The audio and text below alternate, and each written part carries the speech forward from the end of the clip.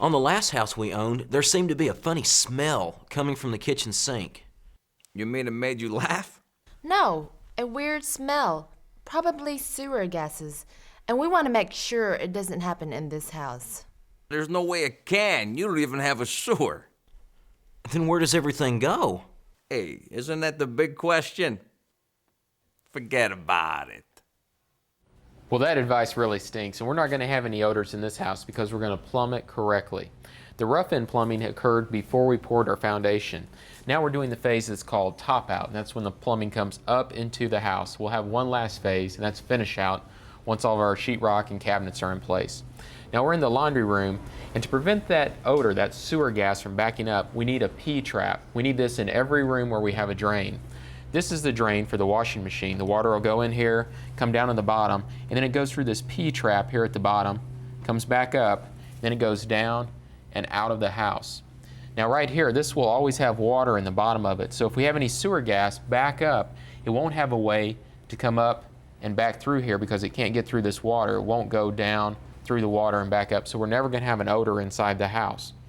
Also, the gas will go straight up through this vent pipe. Now this pipe goes all the way up the wall, actually through our attic and out the roof. Up there you always see vent stacks. All those pipes sticking out, that's what it is for. Now over here on our incoming water, we've got our cold on this side and then our hot on this side in the laundry room. And as you can see on the hot lines, we've got foam around the pipe. The pipe looks the same as the cold except for this black foam.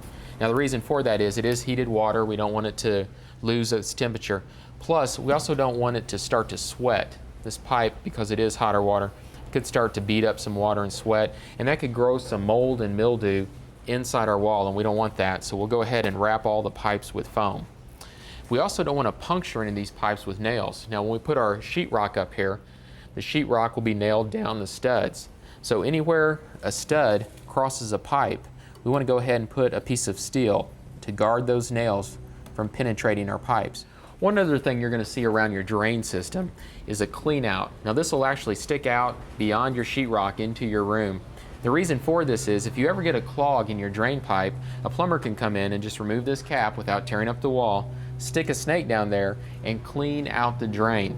If you didn't have this everywhere that you have a drain, its own clean out, then you'd have to go up on the roof and stick them down through the vent stack, or you'd have to go in different parts of the house and try to run them throughout the whole house to find the clog.